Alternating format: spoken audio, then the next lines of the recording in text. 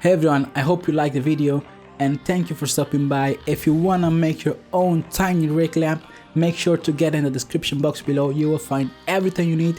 I will leave every single 3D file for you to print and more information. If you have any other questions about the project, let me know in the comments down below and I will make sure to take the time to answer your questions.